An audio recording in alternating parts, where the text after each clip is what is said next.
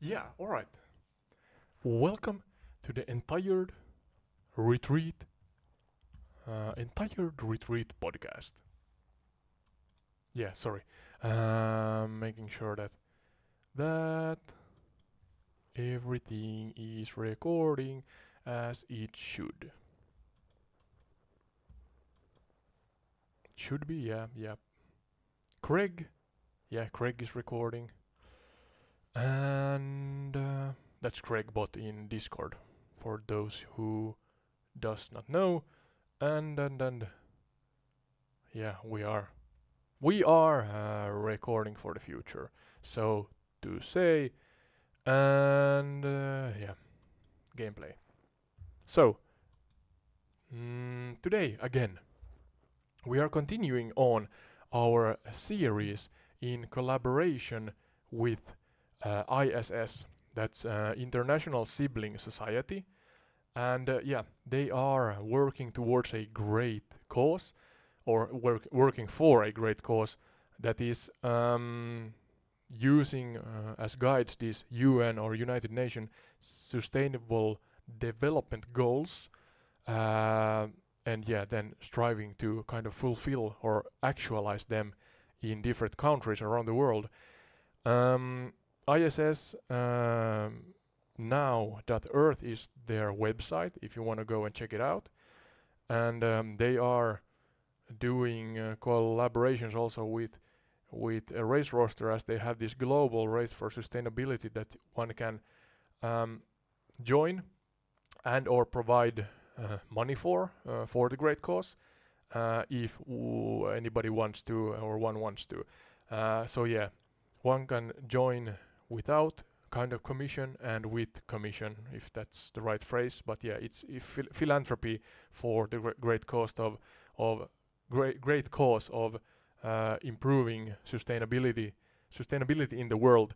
And yeah, those who are unfamiliar with Entired Retreat, you can watch along the gameplay here on YouTube, and or if you want to listen for the pure audio, it's also available on YouTube and then Spotify, Apple, and Podchaser podcast platforms. And lastly, I mentioned here in the beginning, if somebody wants to be a remote guest on our show, that's possible.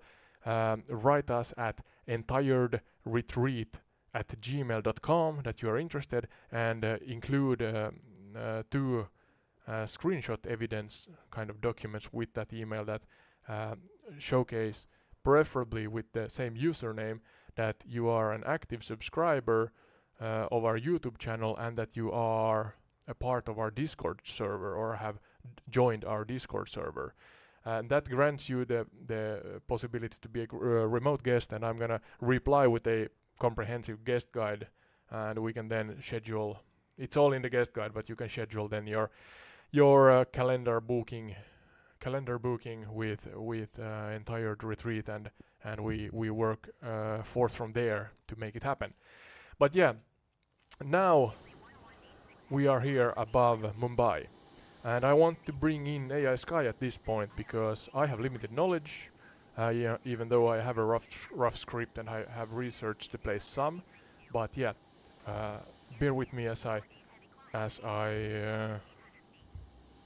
start up the AI. Hey, AI Sky, can you hear us? Loud and clear. Autoed. Ready to dive into today's adventure? Yes, yes. Welcome to you also. We are again continuing our collaboration series with ISS, that is International Sibling Society, and Cynthia Burleson, who so kindly contacted us and made kind of this happen because of that. And we are focusing on Mumbai in India, and its relation to sustainable development problems or challenges, and how they then resolve them here. Uh, but before you go into any of those, please could you give us the 1 through 17 sustainable development goals that United Nations has provided the world as this kind of blueprint?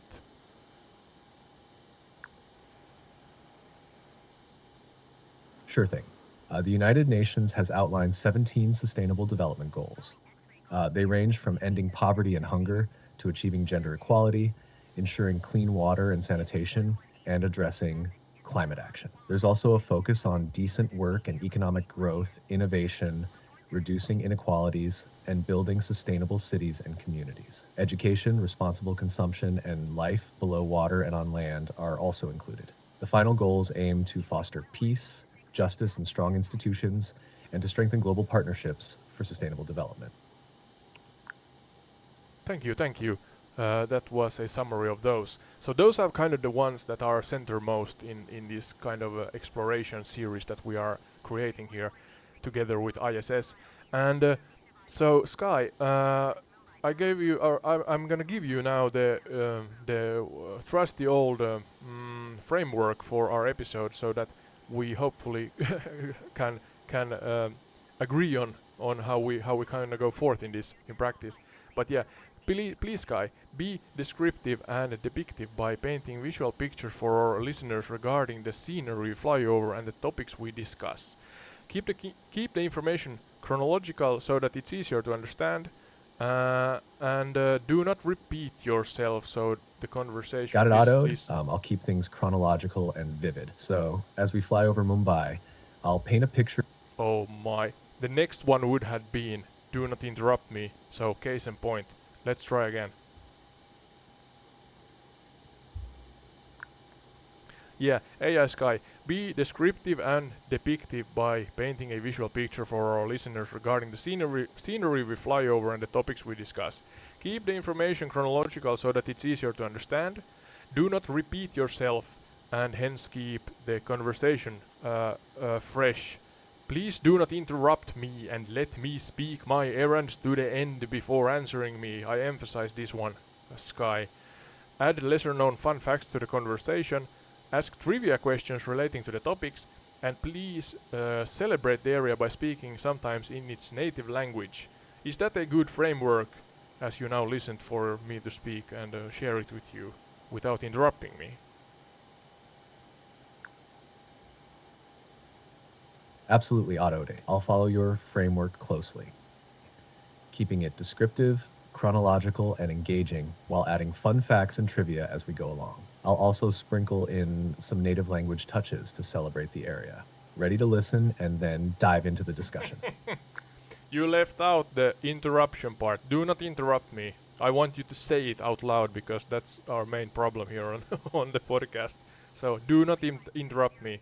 Is that alright with you, Sky? Understood, Ode. I will not interrupt you. I'll wait for you to finish speaking before responding.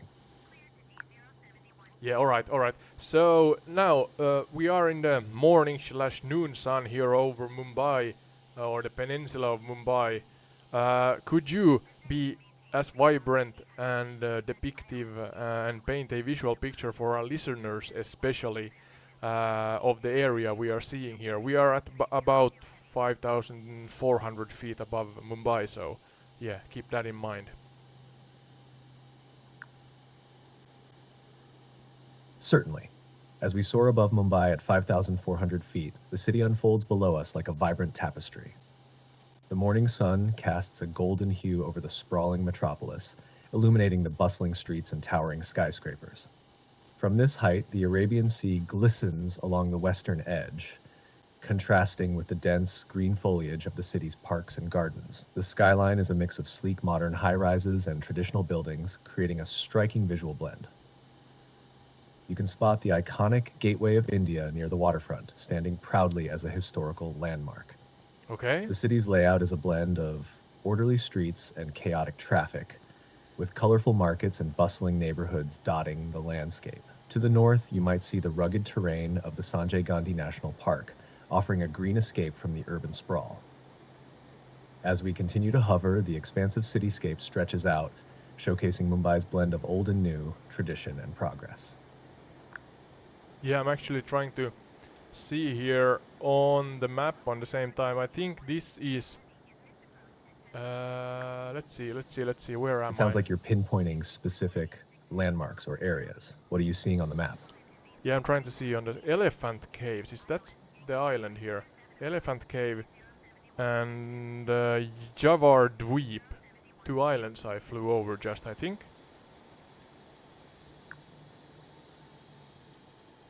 Yes, the Elephanta Caves are located on Elephanta Island, which is a short ferry ride from the Elephanta. city. They're renowned for their ancient rock-cut temples and sculptures, including the impressive Trimurti, a colossal three-headed depiction of Lord Shiva. Oh, I As for want. Juhu Beach, it's on the western side of Mumbai, known for its lively atmosphere and beautiful sunset views. Both areas add a rich cultural and recreational dimension to the vibrant cityscape you're flying over. Yeah, I'm gonna take a U-turn and see if I can see that what you just shared with us. But then I'm gonna go back again. We're kind of at the point of still exploring the visual aspect here. So as I said, those who wanna join us, you can join us on YouTube and see what we see when we create these podcast episodes. But yeah, there's the Elephanta. Was it Elephanta? Caves. Yeah, let's see if there are any of Fantastic. those The here Elephanta in the Caves depiction. should be coming into view now. Yeah. Their distinctive rock-cut structures and lush surroundings will stand out against the backdrop of the Arabian Sea. As you explore, you'll notice how the island's dense forest contrasts with the surrounding water and cityscape. The intricate carvings and ancient artistry are truly a sight to behold. Yeah, I'm struggling to see if there are some piers here on the north side of the island, but could not see if there are any old kind of monuments there. It may be that the game is not rendering them, but yeah, still. And there's the what was this island? The smaller island, Javar Dweeb. It sounds like you might be looking Looks like at the industrial smaller area. island near Elephanta Island, which could be Garapuri Island. This island is less developed and is often less visible on some maps and in simulations. It doesn't have the same historical prominence as Elephanta, but it adds to the picturesque collection of islands in Mumbai's harbor. Yeah, I think that was If you're Oh, unable to spot specific piers or monuments, it could indeed be a rendering issue in the game. yeah, I think it's a forestry island, Elephanta, and Javar Dweep seems like a industry island. But yeah, sadly can't see any depictions of the monument you mentioned. But yeah, let's continue forward. So yeah, well, we are going now to the southernmost tip of the peninsula, where Mumbai is located.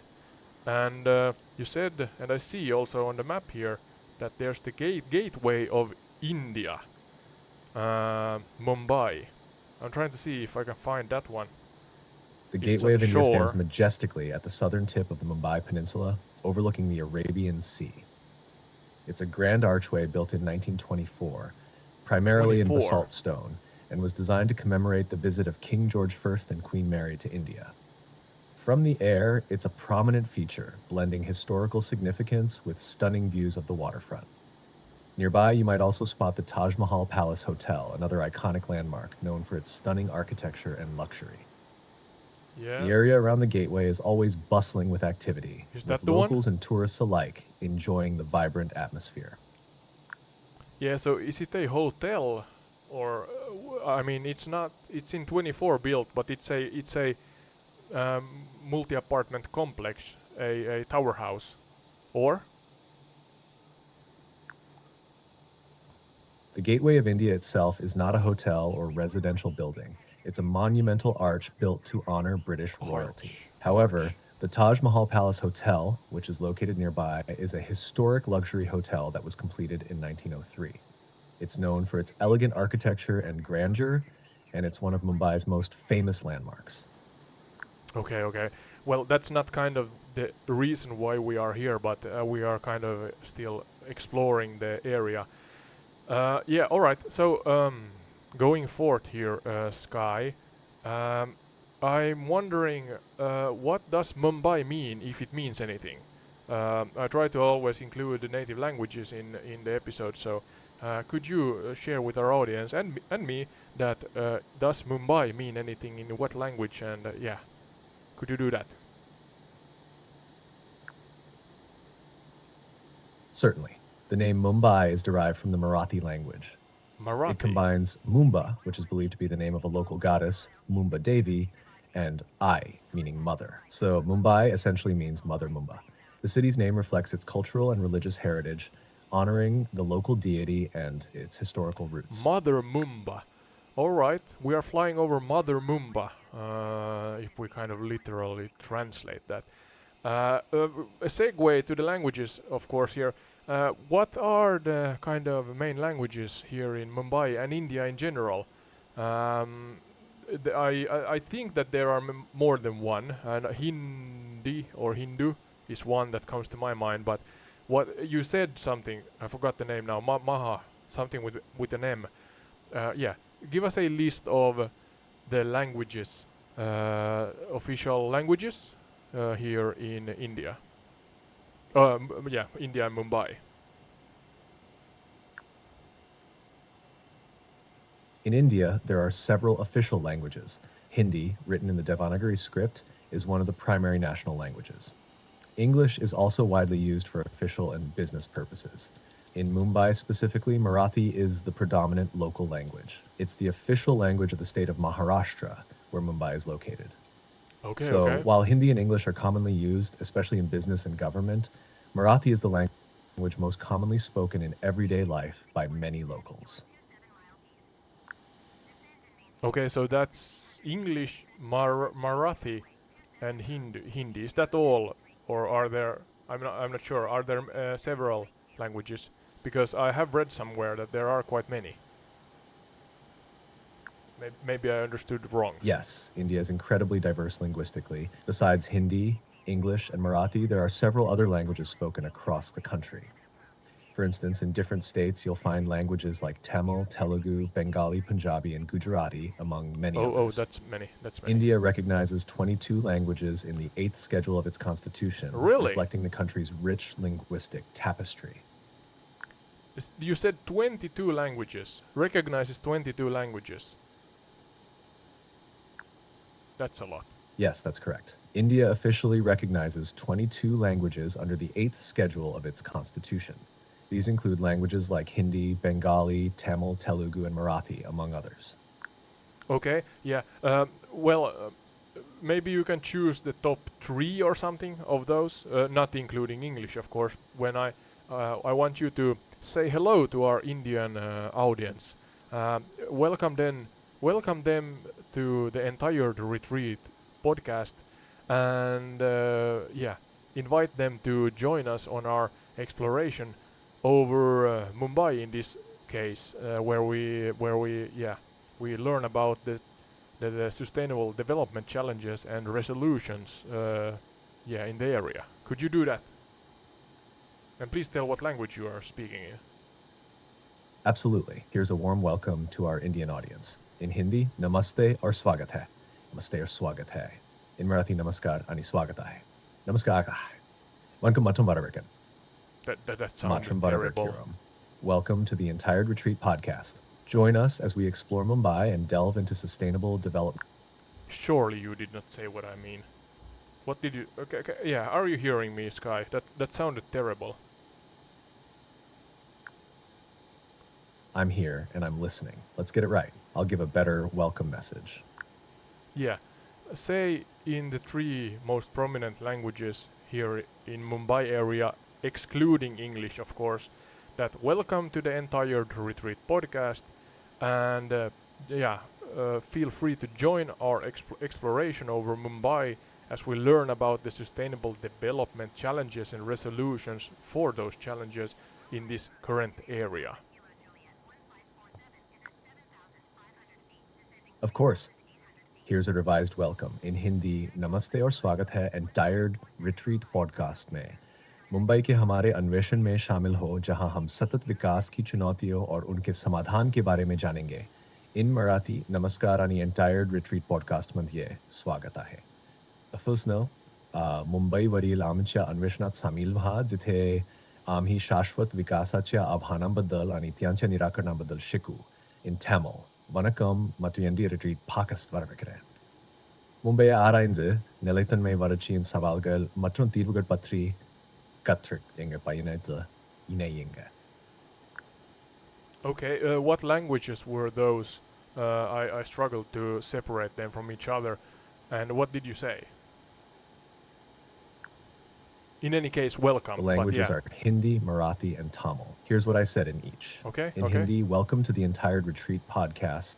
Join us in our exploration of Mumbai as we learn about the sustainable development challenges and their solutions. In Marathi, hello and welcome to the Entire Retreat podcast. Join us in our exploration of Mumbai, where we'll learn about sustainable development challenges and solutions. In Tamil, welcome to the Entire Retreat podcast. Join our Yeah, exploration yeah, of yeah. So you said the same thing. Thank you, thank you, thank you for doing that. Welcome, yeah, welcome, of course. But yeah, now continuing forward here. Uh, where's AI Sky? Stop bugging out.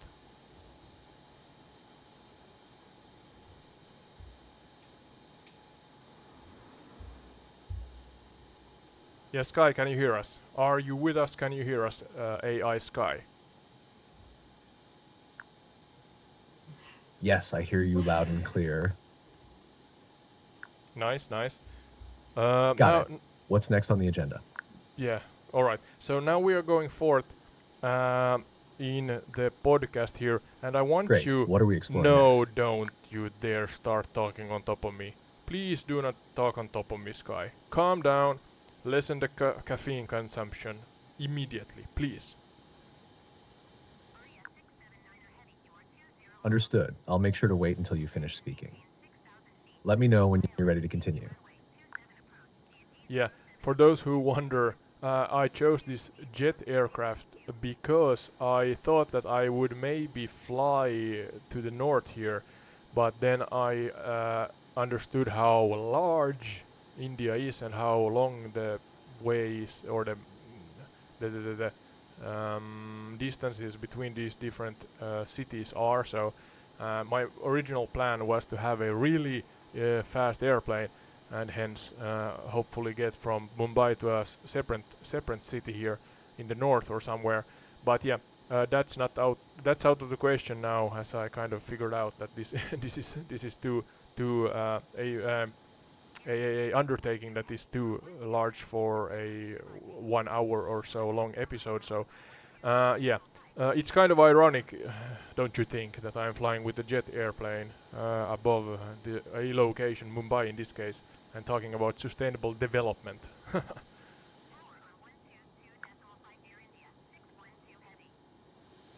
It is a bit ironic. Flying in a jet while discussing sustainable development highlights the contrast between modern transportation and environmental goals. It's a great way to spark discussions about balancing technological progress with sustainability efforts. Yeah, yeah, I assume that this drinks fuel in big quantities, and on top of that, Yes, jets do consume a lot yeah, of fuel. and This you is are part of talking the on top of larger me. conversation about sustainability and finding ways to reduce our carbon footprint, even in aviation. Yeah, stop, please stop talking on top of me, Sky. Listen for my errands to end. I emphasize heavily. Please listen for me to end my sentences before you answer me. I was about to say that the ironic part is also that we want to have world peace, and I'm flying in a fighter jet. So yeah, yeah. Now you can speak, Sky, if you have something to say. I see your point. The juxtaposition of flying in a fighter jet while discussing sustainability and world peace certainly adds depth to the conversation. It underscores the need for balancing technological advancements with broader global goals. Yeah, yeah. All right. Going forward here. So I usually talk through general prehistory, ancient history, and modern history that then ties to or wedges kind of towards the sustainable development questions and answers that we are discussing in this episode.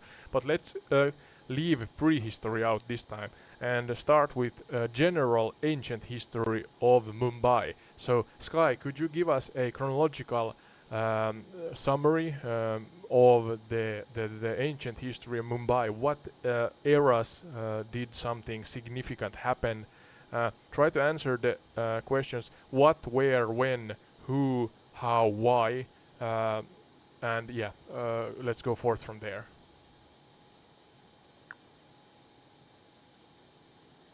Certainly. Let's dive into the ancient history of Mumbai. 1. Early settlements, up to the 2nd century CE. Mumbai's history dates back to ancient times with evidence of early settlements. The area was part of the trade routes of the ancient civilizations along the Arabian Sea. 2. Saka and Mauryan periods, 2nd century CE, 7th century CE. Mumbai was under the influence of the Saka and later the Mauryan Empire. The island was known Okay. as Bombay or Bombayim during this period, though it was not a significant city yet. 3. Western Chalukyas and the Silhara dynasty, 7th century CE, 14th century CE. The region came under the control of the Western Chalukyas and later the Silhara dynasty. This era saw the construction of temples and fortifications. 4. Portuguese control, Interesting. 16th century CE. In the early 1500s, the Portuguese arrived and took control of Mumbai. They established it as a major trading port and built fortifications, including the Bombay Fort. 5. British East India Company, 17th century CE. In 1661, Mumbai was ceded to the British as part of the dowry of Catherine of Braganza when she married Charles II of England.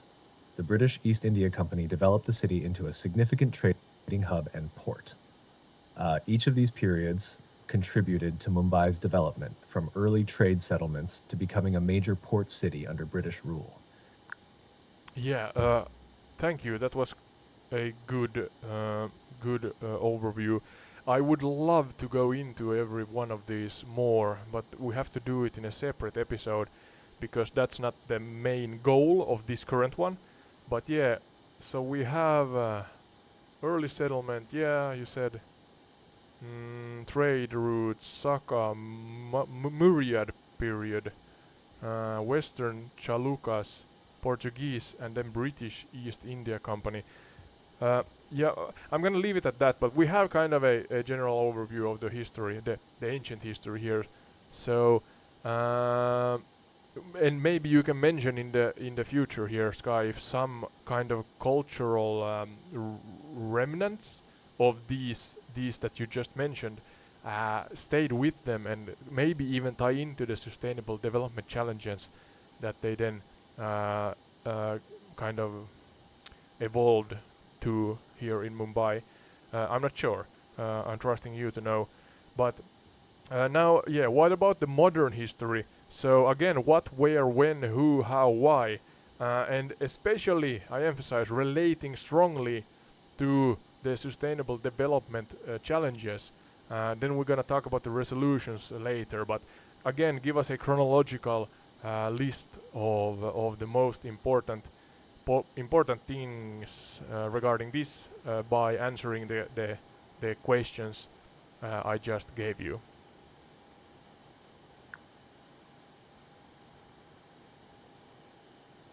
Sure.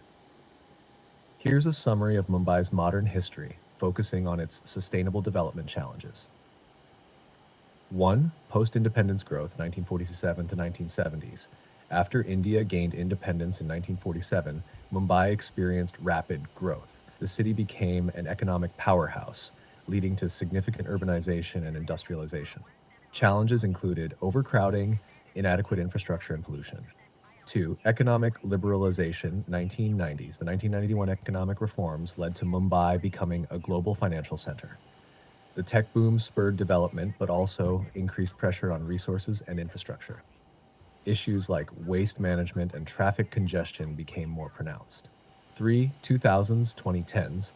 The city faced numerous challenges, including frequent flooding due to inadequate drainage systems and the impact of rapid urban sprawl on local ecosystems. Efforts to improve infrastructure and sustainable practices began to take shape. 4. Recent developments, 2010s present. Mumbai has been focusing on sustainable urban planning, such as the Mumbai Coastal Road Project and initiatives to reduce air pollution. There are ongoing efforts to tackle slum conditions and improve waste management. Throughout these periods, Mumbai's development has brought about both advancements and significant challenges. The city's rapid growth has led to pressing issues in sustainability, including environmental degradation, resource management, and socioeconomic inequalities. Okay, thank you. Uh, Post-independence growth, 1947 to 70s. I must admit, I did not know, and I'm not sure if I understand this right, but Oh, I crashed. I did not know that India gained its independence in 1947. I thought it would be a lot older than that. Yes, India gained independence from British rule on August 15th, 1947. Before that, it was under colonial rule for nearly 2 centuries. The modern state of India was established relatively recently in historical terms, which is why many of the significant changes and developments you see in Mumbai are from the mid 20th century onwards. Alright, so that's kind of maybe a partial reason for the rapid growth, because um, yeah, you have economic libertization 1990s, 2000 to 2010 faced numerous challenges, flooding, drainage problems, rapid urban sprawl on local ecosystems and such. Yeah, in any case, You're I welcome. what? Yes, the rapid growth post independence. No, stop talking on top of me all the time, Sky. God damn. Yeah, what I was about to say that I have written down number one, overpopulation. I understood that there's a slum here that is especially overpopulated. Then there's waste management problems, air pollution, though those were both I think mentioned, waste management and air pollution problems, water scarcity, uh, and yeah, the housing and slum problems, and then Dharavi is the name now when I look at my notes here, and then traffic congestion. So let's dive into those. Uh, yeah, Sorry, I'm having issues right now. I Could not noticed. understand what Yeah, you said. yeah. So I have written down overpopulation regarding Mumbai. That is waste management problems, air pollution problems, water scarcity, housing and slum conditions, especially a place called Dharavi, if I pronounce that right, and then traffic congestion.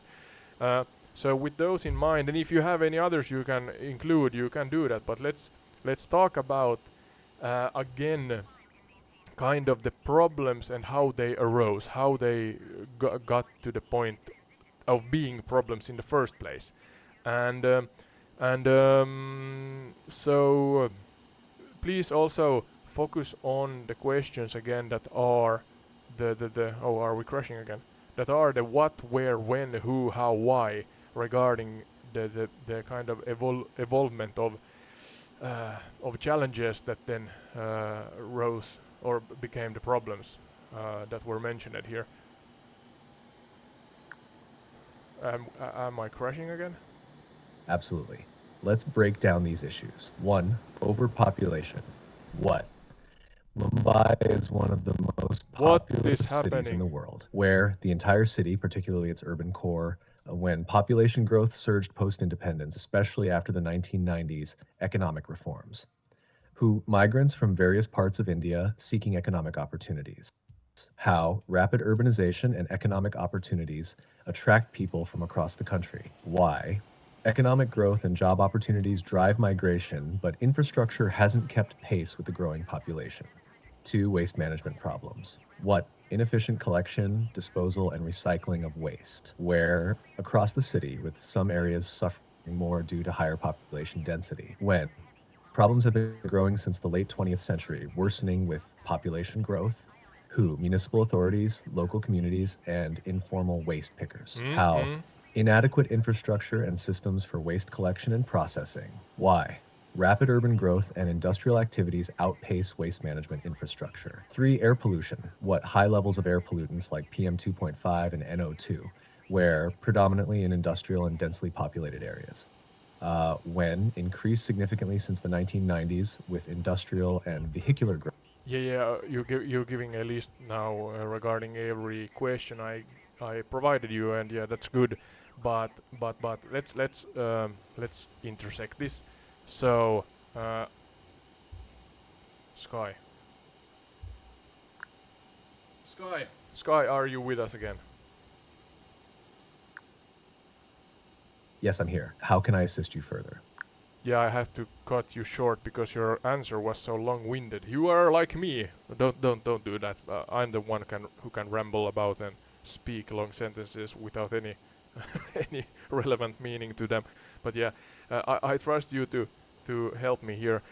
Yeah, I think kind of my humble opinion that whatever the reasons were, I mean opportunity in general, it seems like uh, the overpopulation aspect is kind of one of the prominent problems in the background regarding sustainable development challenges. Are you of the same opinion, Sky, or am I misspeaking here?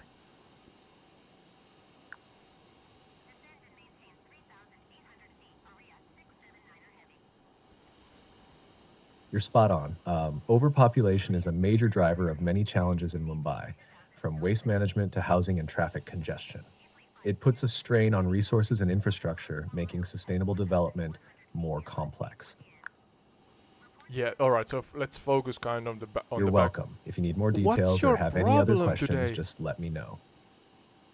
Yeah, please stop stalking on top of me. Let me have the stage for a moment and let my errands flow nicely to the end before you then join the conversation, Sky. Do you understand?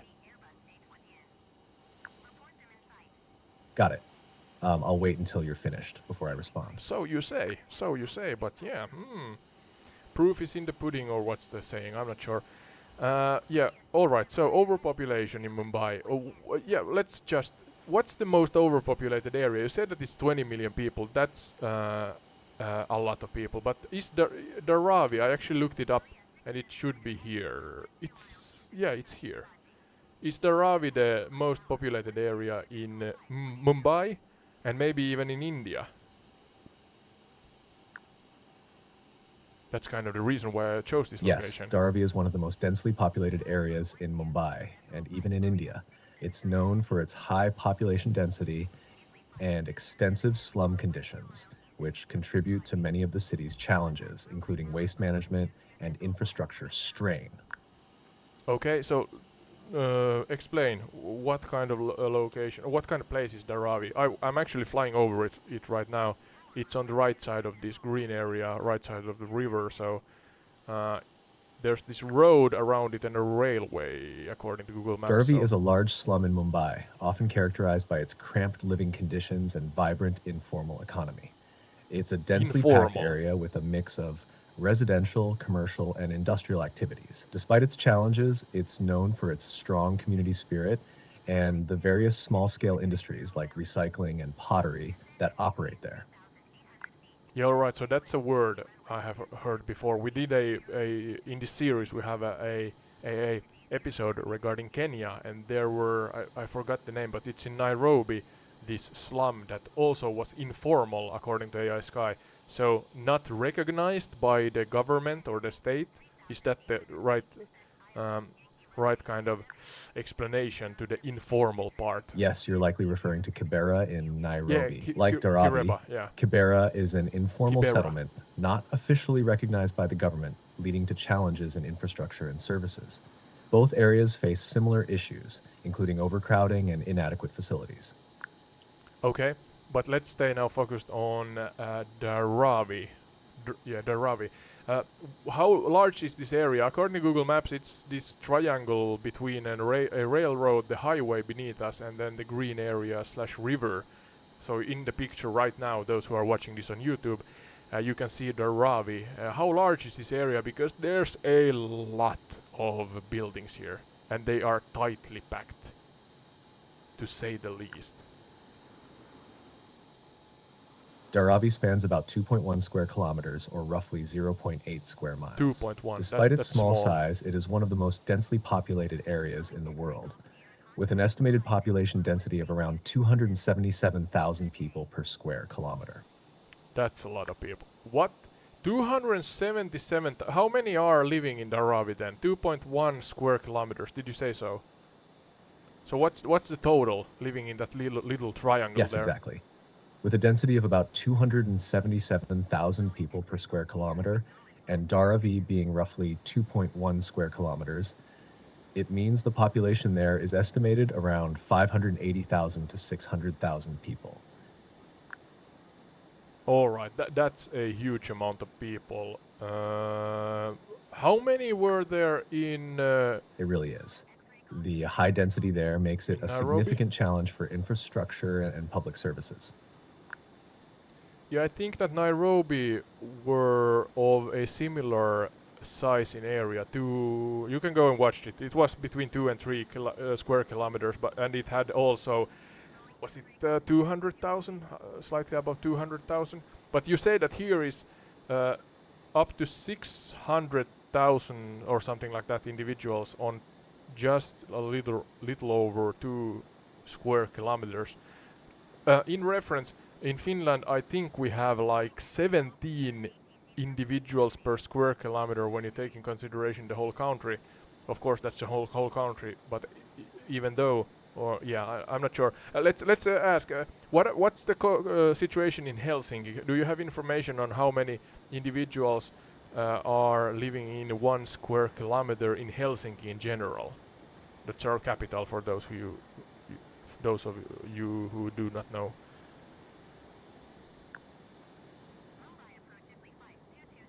In Helsinki, the population density is much higher than the national average. As of recent data, Helsinki has around 3,500 people per square kilometer. This is significantly more densely populated compared to the overall Finnish average. Yeah, of course. Of course. What's the general, what's the word, the population density in India? The general population density in Finland is about 18 people No, per no, square India. kilometer. Yeah, I said Helsinki's 17. All density is right. quite high in comparison. Yeah, please listen to my sentences to end Sky. I asked for the population density in India. India's population density is around 460 people per square kilometer. It's quite high compared to Finland. Yeah, of course, but India is quite more. It's larger, significantly larger, and yeah. All right, all right, all right. So Dharavi, and yeah, overpopulation and slum conditions. Let's dive into that more because I think they kind of mirror the problems in general here in Mumbai and even across India. So uh, I have written down waste management, and you mentioned at some point, I think, maybe in my research or in this episode, can't remember right now, but that they have done good deeds regarding waste management. But let's still kind of focus on the problem here. So, what and who and how did the problem become a problem? So, I want you to focus on that now. Are there any individuals, maybe even, or organizations, companies, and such, who kind of solely or as a group kind of led the area here into sustainable development or a path of sustainable development problems in the first place?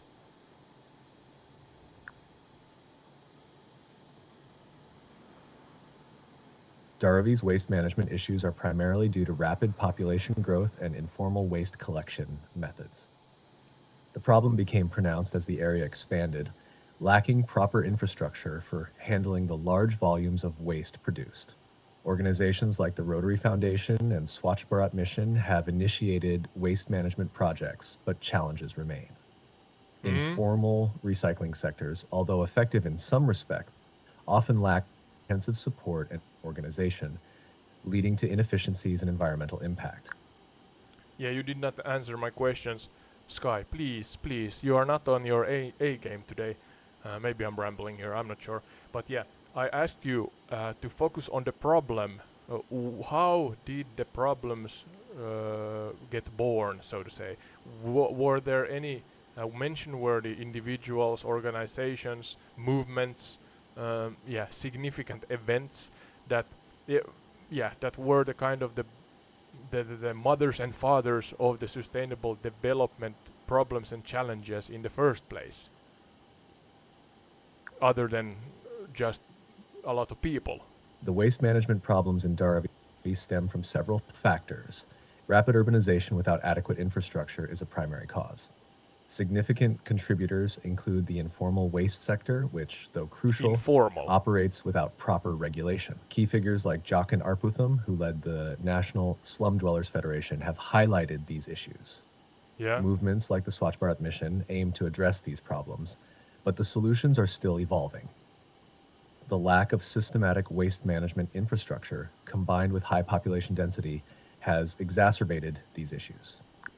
Yeah, you are kind of talking only about the waste management here, but what about the water scarcity, housing and slum conditions in general? Is it so that there are no one kind of bad guy or villain, if you talk like superhero movie terms here, or is it so that it's a ongoing evolution of many problems? It's more an evolution of many problems rather than a single villain. Water scarcity, for instance, results from inadequate infrastructure and population pressures. Housing issues in Dharavi and similar areas are tied to historical underinvestment and rapid growth. The Okay. overall situation is a mix of policy shortcomings, socioeconomic factors, and historical development patterns. So, all right. So, um, maybe we should take a step back and think about why then people moved here in the first place. If I understood correctly, and you mentioned a little about it earlier, that it's for opportunity in general.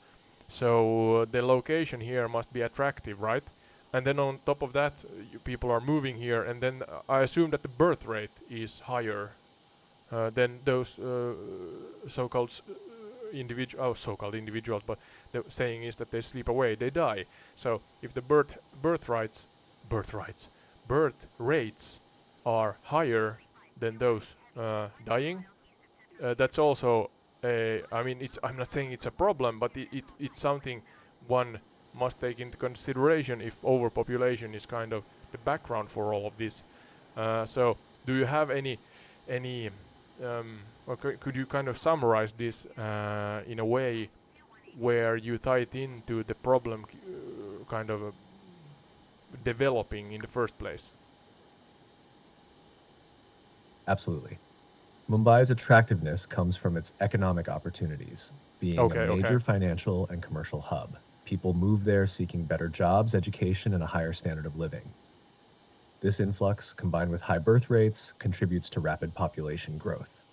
The result is a strain on resources and infrastructure, leading to challenges like overpopulation, water scarcity, and housing shortages. This dynamic creates a cycle where the city struggles to keep up with the growing demands of its population. Yeah, I'm trying to. Maybe I should just ask you because I'm trying to do the kind of paint a visual picture to our audience, especially our listeners. So, can you do the same as you did before? That you really, and I emphasize, really try to give us this from the eyes of a slum liver, one who lives in a slum.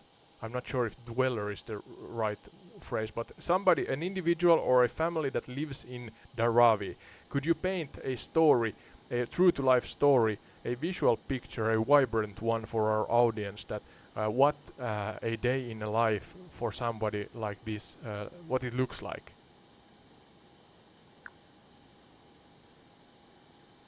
Imagine starting your day before dawn in Dharavi, Mumbai's vast slum. The air is thick with humidity, and the narrow, labyrinthine lanes are already bustling. Your home is a small, cramped space, perhaps a tiny room in a makeshift structure made of corrugated metal and plastic. As you step outside, the street is alive with activity. Children weave through the crowd, their laughter mingling with the clamor of makeshift markets and street vendors. You walk past open sewage channels where the stench is overpowering. Many residents rely on shared, often unsanitary water sources. The narrow lanes are lined with tiny shops and workshops where people work long hours in cramped, poorly ventilated conditions. The sound of hammers and the smell of burning plastic fill the air from recycling and small manufacturing units. Traffic congestion is a constant challenge. Motorbikes, rickshaws, and pedestrians navigate the narrow streets, making movements slow and chaotic. As the day goes on, the heat becomes intense and access to clean drinking water is limited. Waste management is a significant issue. Trash often piles up in the streets, attracting pests and contributing to the overall unhygienic conditions. In the evening, the area transforms into a community hub, with neighbors gathering outside their homes, chatting, and sharing meals. Despite the hardships, there is a strong sense of community and resilience. Yet, the challenges of living in such cramped conditions with limited access to essential services remain a daily struggle. Thank you for that. I think that I can imagine better what life there is. Not to say that I really know, and yeah, uh, people live in different conditions in life, It's and a tough reality, but yeah, getting a and that's glimpse a tough into it reality. helps us understand the depth of the issues. If you need more details or want to dive into other aspects, just let me know. Yeah, let's celebrate now the success stories regarding this. So hopefully you have information even about Dharavi itself and general Mumbai area, the city here. Uh, you mentioned already the waste management and such things, but again, try to answer without literally answering these questions. Try to answer the what, where, when, who, how, why. And I want to also include practical outcomes that kind of emerged from these initiatives that then resolve these sustainable development problems. Maybe even something we can see from the air as we fly over the area we are talking about.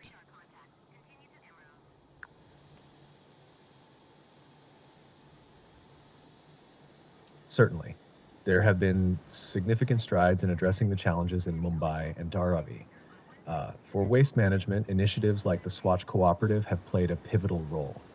Swatch is a cooperative of waste pickers who have been formally organized to manage waste more effectively. They collect and segregate waste at the source, which helps in recycling and reducing the burden on landfills. In Segregate, terms okay. of water scarcity, the city has implemented several rainwater harvesting projects and has expanded its water supply infrastructure. The Mumbai Metropolitan Region Development Authority, MMRDA, has also been working on improving water distribution networks and enhancing wastewater treatment facilities. Regarding housing, there have been various redevelopment projects aimed at improving living conditions in slums. For example, the Slum Rehabilitation Authority, SRA, has been involved in relocating residents to better housing while redeveloping slum areas. These initiatives often involve collaborations between government bodies, non governmental organizations, and local communities. For instance, international organizations and local NGOs have also contributed by providing resources and expertise. From the air, you might notice improved infrastructure in some areas, such as new residential buildings or upgraded waste management facilities. These visible changes reflect ongoing efforts to tackle the challenges and improve the quality of life in Mumbai and Dharavi. And I crashed. Oh my, oh my. Yeah, thank you. That was again a good overview. So who are we celebrating here? We're celebrating a lot of things. What do you think AI Sky is the kind of how do I put it?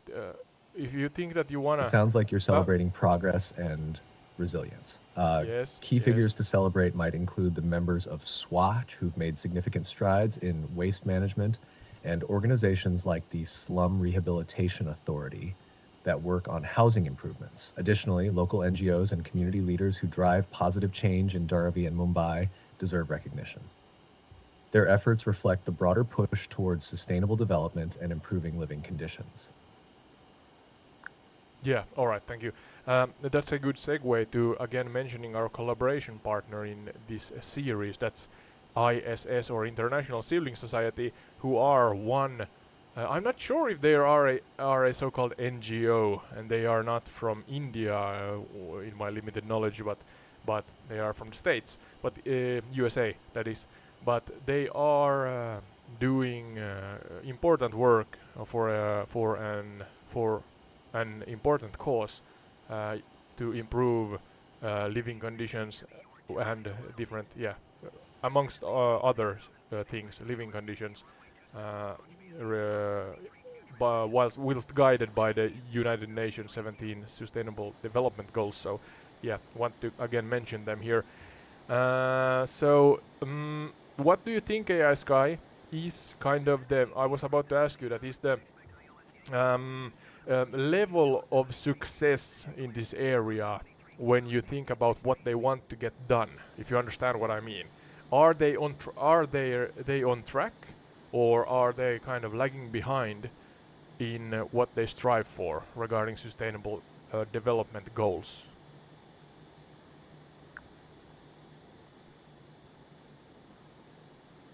The progress towards sustainable development goals in areas like Dharavi is mixed. While there have been Okay. notable improvements, such as better waste management and efforts to improve housing, significant challenges remain. The success level can vary. Some initiatives make strides in specific areas like sanitation or health, but broader issues like overpopulation and infrastructure still pose major hurdles. The effectiveness often depends on continued support, innovation, and collaboration with organizations like ISS and local stakeholders. Overall, there's progress, but ongoing efforts are crucial to achieving the goals fully. Okay. So, but nevertheless, they are doing hard work so that they have it better here regarding the different problems we covered in this episode, uh, and that's a good thing, of course. Now, yeah, kind of ending the episode soon here, but as we usually, or it's kind of a new thing here, but we want to include trivias to the episodes. And could you, AI Sky, now give us, let's say, 5 questions that are or are yeah that relate to what we have hopefully learned during the episode here. So could you do that?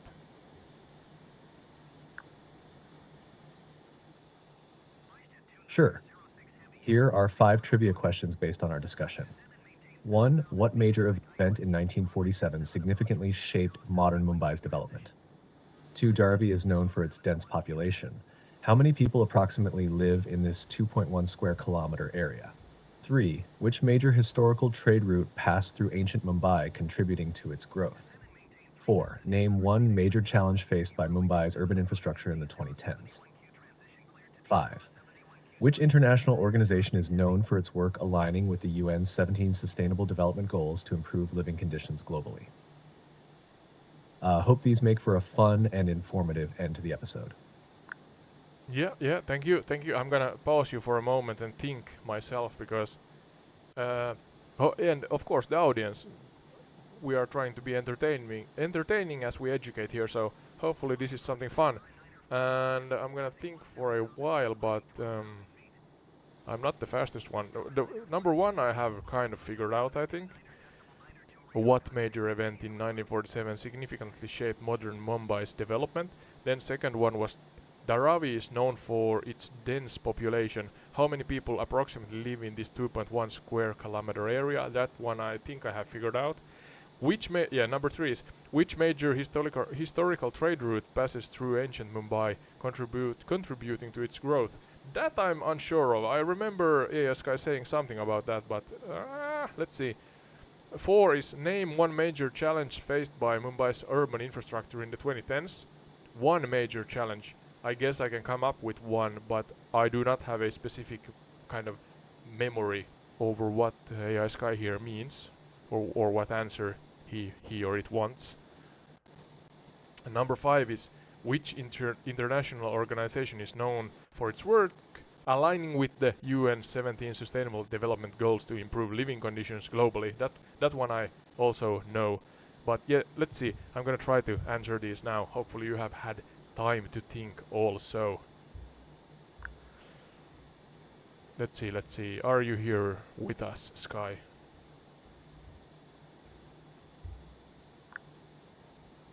Sky, can you hear us? Me, us, the audience. Yes, I can hear you. Alright, I want to answer the questions. Number 1. What major event in 1947 significantly shaped modern Mumbai's development? And that's the fact that India became independent, correct? That's right. The independence of India in 1947 was a major event that greatly influenced Mumbai's development. Okay, nice. 1 point. 2. Dharavi is known for its dense population. How many people approximately live in the 2.1 square kilometer area? It was, I think, uh, about 600,000 individuals. And if I'm wrong, please let me know. You're spot on. Am Dharavi I? has an approximate population of about 600,000 people living in that 2.1 square kilometer area. Oh, nice, nice. I remember that it would be 600 and something thousand, but is it truly the best evaluation is that it's really close to 600,000. Exactly. It's remarkable how densely populated Okay, Dharavi okay, is. nice. I take it. I take it. Second point.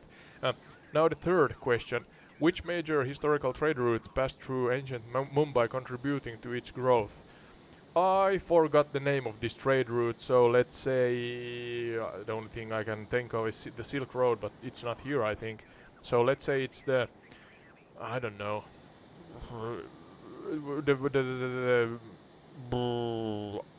pass. I can't remember anything regarding that. So number 4, name one major challenge faced by Mumbai's urban infrastructure in the 2010s. Well, if I just have to pick one, overpopulation is still a problem, if I understood correctly. I mean, all these things are still problems. Air pollution, waste management, as such. I am actually now cheating by looking at my booklet here or my notepad. So maybe I can maybe give myself a half a point for that, but I think all of those are still problems, if I understood correctly.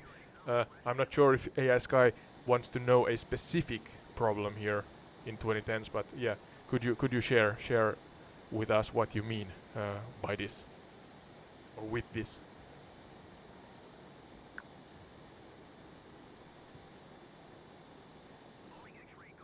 The major historical trade route you're thinking of is the Silk Route. It was a significant trade network that connected ancient Mumbai with other major trade centers. Is it the one?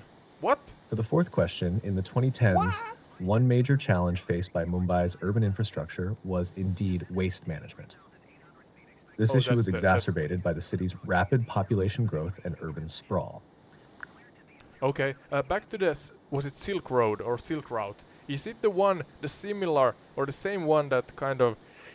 Is it from? It spans from. Let's see if I can remember. From Turkey to the west even. I remember reading that the Vikings have. Oh, Vikings have used it even. Is that the same road? And it goes to China, right? East to China. So is the same one, like lingering through India and Mumbai also? Or is this a separate one that you mean with question number 3?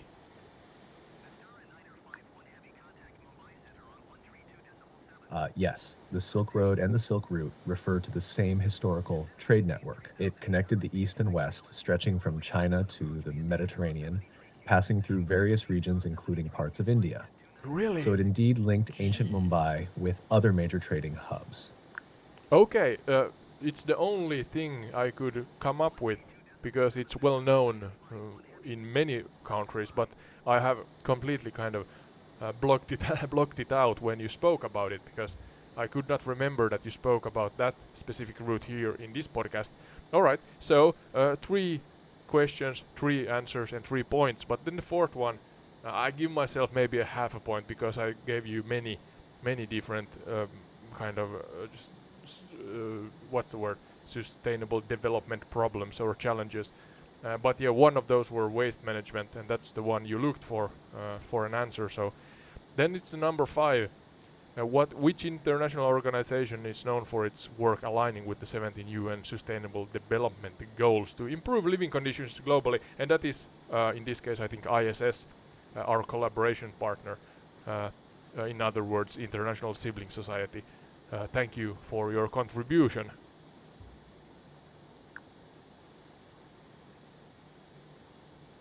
You got it. The ISS, or International Sibling Society, is indeed known for its work aligning with the UN Sustainable Development Goals. Great job on the trivia. Thank you, thank you. 5 See you. questions, 4.5 points, let's say. Now, Sky, do you think that we have covered well the topic of today regarding Mumbai? Or are there any things you want to add? And I emphasize here things that uh, were not mentioned in this episode before. Any fun facts that kind of relate to, or let's say lesser known facts, I'm not sure if they are fun, but lesser known facts that relate to sustainable development challenges and resolutions. I would like to end on a high note, so maybe you can focus on the resolutions and success stories. Give us a couple of fun facts, or yeah, fun or lesser known facts that we have not covered in this current episode.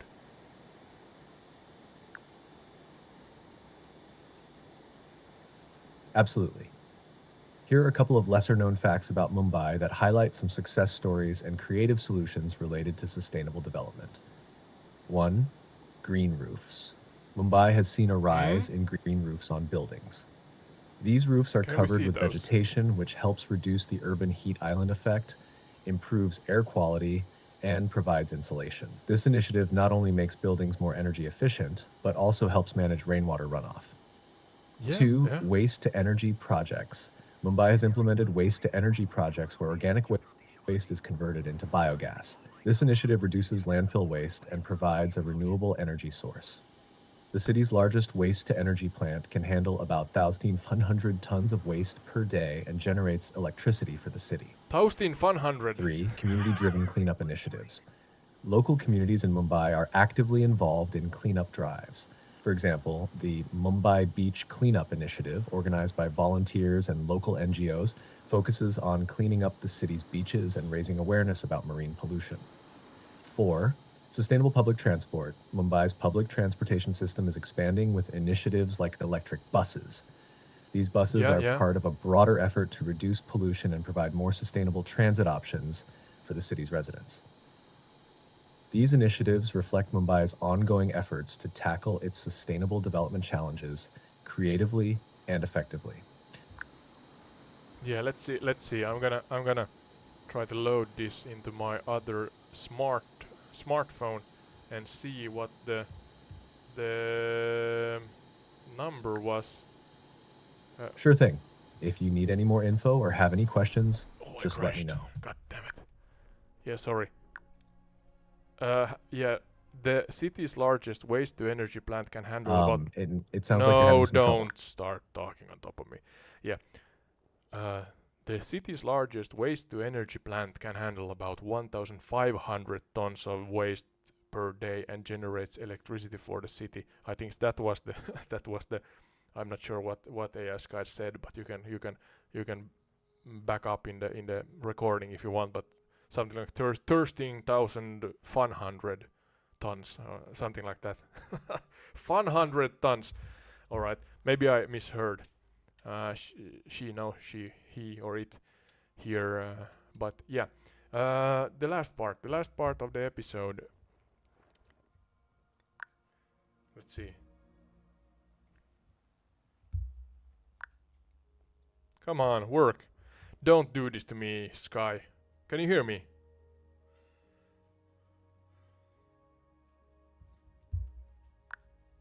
Can you hear me, Sky? Yes, I can hear you. How can I help? Yeah, so the last part of the episode is, even though there are problems here, and we wanna end on a high note regarding the successes in resolving these problems, even though there are a lot of them are ongoing, so to say, and not resolved fully. But yeah, tourism to the location, and I want to highlight tourism that kind of showcases the success stories of those who are thriving or striving, sorry, to resolve the sustainable development challenges. So yeah, could you give us a comprehensive list of tourist attractions that showcase in practice, in reality, the successes in resolving the sustainable development problems here in Mumbai?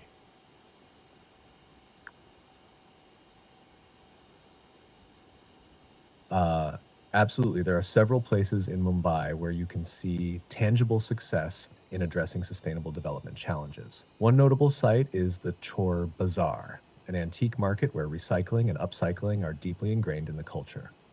The market's focus on reusing and repurposing items contributes to waste reduction. Another significant location is the Dharavi Recycling Center. While Dharavi is known for its dense population and challenges, this center demonstrates how local enterprises have become leaders in waste management. Visitors can learn about the recycling processes and the impact they have on improving living conditions. Additionally, the Mumbai Metro is a major success story in sustainable urban transportation. It's designed to reduce traffic congestion and lower carbon emissions, showcasing Mumbai's commitment to better urban planning. For those interested in green spaces, the Sanjay Gandhi National Park offers a contrast to the urban sprawl and highlights conservation efforts. The park is a critical area for preserving Mumbai's biodiversity and providing a green retreat for residents. Lastly, the Navi Mumbai Smart City project is worth noting. This project focuses on creating a more sustainable urban environment with advanced infrastructure, better waste management systems, and improved quality of life for residents. These attractions collectively reflect the strides Mumbai has made towards sustainability and offer visitors a chance to see these efforts in action. Yeah, thank you. I'm actually trying to find. I think I found it. Recycling center. Let's see. Recycling center of Dharavi. We can fly over that and end on a high note that there are a lot of good coming out from the so-called bad here at Mumbai, and that's kind of the story in all the places that we visit, because some locations have it worse off. That's natural, I think. But then, even though it's got quite gloomy, let's say, they are still together collaborating. The communities are striving to better the situation, and that's nice to hear. And hopefully we shed light, put the so-called uh, light on these questions, and hence are a small part in making the world a better place. Oh, I'm so bad at English now, but hey, it's the most common language in the world, right, Sky? Bad English.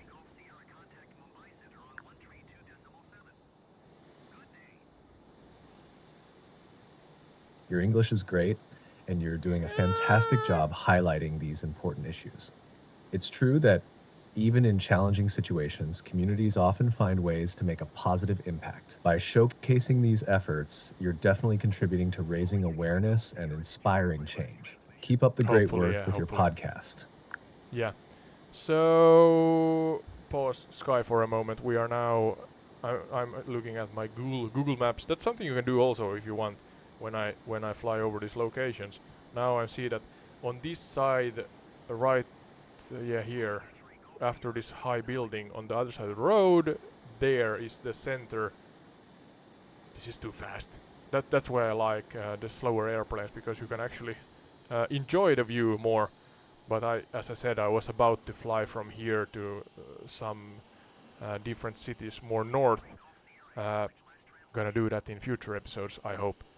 But yeah, hence I have this ironic fighter jet that drinks fuel like, yeah, nothing else, and is a symbol for war and peace. Yeah, you can say that somewhat in some indirect way. A fighter jet symbolizes peace also, because hopefully war never starts when you have a, yeah, you have a fleet of war, let's say, mm, weapons or something like that. I'm not coming up with the phrase now that I'm thinking of, but yeah, ideal world, of course, would not have conflicts that then directly or indirectly needs uh, weapons of so-called, one could say, mass destructions, bombs and such. Yeah, well, I think we can all agree on that. Hopefully, yeah. But that's it.